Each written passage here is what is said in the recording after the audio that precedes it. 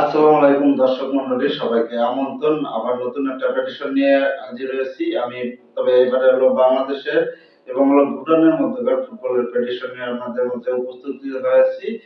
AFC Asian cup বাছাই পর্বে সিঙ্গাপুরের বিপক্ষে ম্যাচ খেলার মূল পর্বে খেলার আগে অবশ্য হলো প্রস্তুতি ম্যাচ খেলছে, আন্তর্জাতিক প্রীতি ম্যাচ।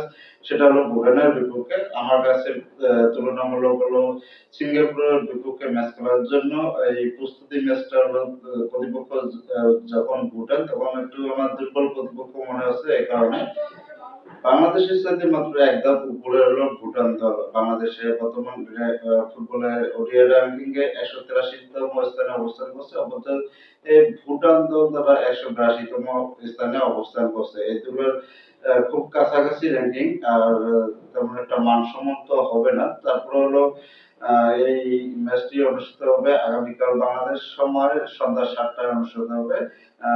বাংলাদেশ জাতীয় ফুটবল স্টেডিয়ামে ম্যাচটি অনুষ্ঠিত হবে। সবাই অবশ্য টিকিট অবশ্যই হাউসফুল বিক্রি হয়ে গেছে। আর যারা মাঠে থাকবেন উৎসাহ দেবেন, ভালো ফুটবল খেলতে পারে যেন বাংলাদেশ। আর সঙ্গে সুখবর হচ্ছে বাংলাদেশ ফুটবলে প্রবাসী ফুটবলাররা অনেকে যোগ হয়ে গেছেন। এর মধ্যে হলো ফাহমুদুল ইসলাম ইতালি থেকে এনেছে, এবং হামজা চৌধুরী গতকাল সেও হলো বাংলাদেশে প্রবেশ করেছে।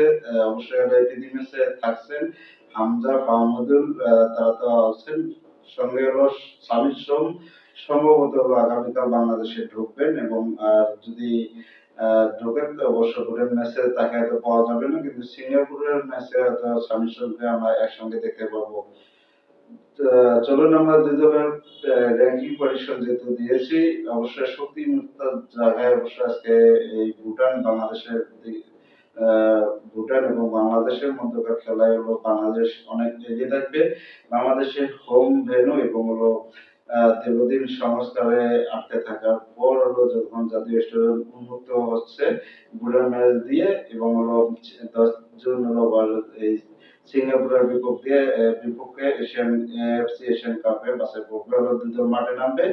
আর এই প্রেডিকশন আপনাদেরকে দিয়ে রাখছি, অবশ্যই হলো বাংলাদেশ এই ভুটানকে অবশ্যই হারাবে, পাশাপাশি সিঙ্গাপুরকে বর্তমান হারার সম্ভাবনা রয়েছে বেশি।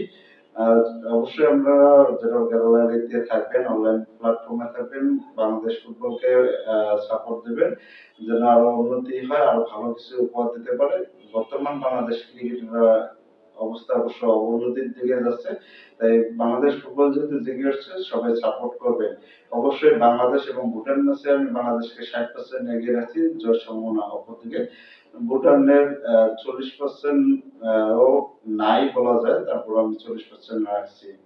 আপনারা কাকে কত করছেন ভুটান বাংলাদেশ ম্যাচে এগিয়ে রাখছেন, কমেন্ট সেকশনে কমেন্ট করে জানাতে পারবেন আপনার প্রেডিকশন কি হতে চলেছে। ধন্যবাদ সবাইকে, ভালো থাকবেন, সুস্থ থাকবেন, আল্লাহ হাফেজ। আবারও কোনো একটা প্রেডিকশন নিয়ে আপনাদের মাঝে হাজির হবো।